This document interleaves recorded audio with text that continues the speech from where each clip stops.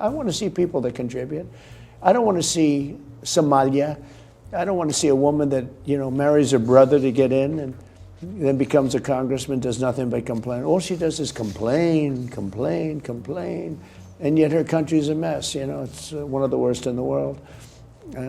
Let her go back, fix up her own country. Somalia, yeah, and I was right about it. I started complaining about Somalia long before the scandal. The horrible things they're doing to Minnesota, it's incredible. They have an incompetent governor there too. The Democrats are running some bad ships.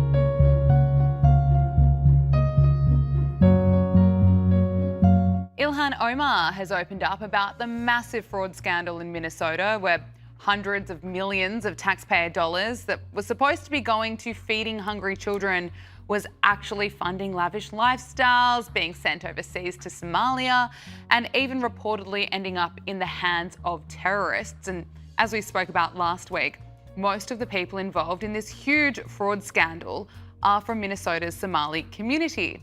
But according to Ilhan Omar, Somalis are the real victims in all of this. Of the 87 people charged, all but 8 are of Somali descent, and that has added to the spotlight being put specifically on your community. Why do you think this fraud was allowed to get so widespread? Well, I want to say, this also has an impact on Somalis because we are also taxpayers in Minnesota. We also could have benefited from the program and the money that was stolen. And so it's been really frustrating. And what does Ilhan Omar have to say about the allegations that American taxpayer dollars were being funneled to a foreign terrorist organization? House Republicans and the Treasury Secretary just now talked about a link to terrorism, a possible link. He said they're just now beginning to look into it. How confident are you that that's a false claim? I'm pretty confident at the moment because there are people who have been prosecuted and who have been sentenced.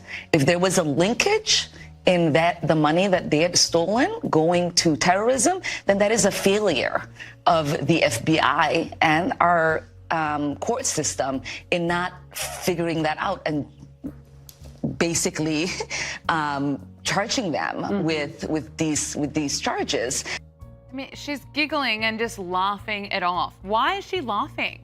There are right now serious questions about how much Ilhan Omar knew about this fraud scandal in her district.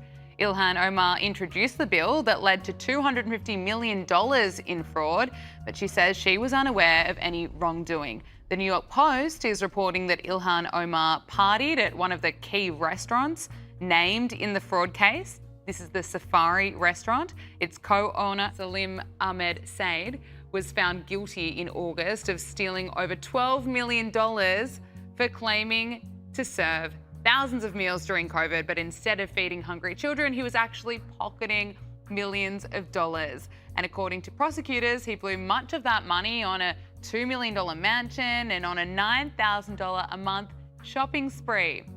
And as taxpayers were being scammed during COVID, Ilhan Omar appeared at that restaurant to praise the program. Another person, Gahad Hashi Said, who worked on Ilhan Omar's campaigns, pleaded guilty earlier this year to claiming to serve 5,000 meals a day, but instead was pocketing more than $3 million. And how close were they? Well, they attended events together. Here they are smiling for selfies to put up on Facebook. And now the White House is warning that this Somali-linked fraud scandal in Minnesota that took place under Governor Tim Walz's watch is likely far worse than we think. Homeland Security Advisor Stephen Miller says that this may just be the tip of the iceberg.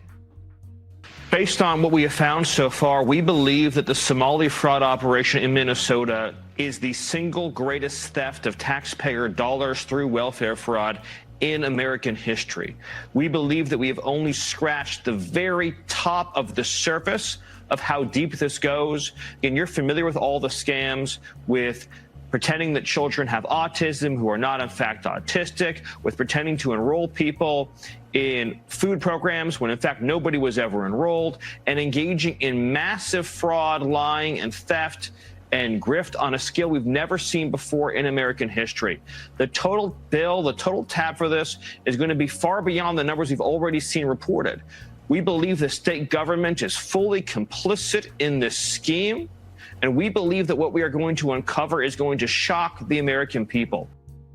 Stephen Miller also noted that 75% of the Somali population in Minnesota is on welfare.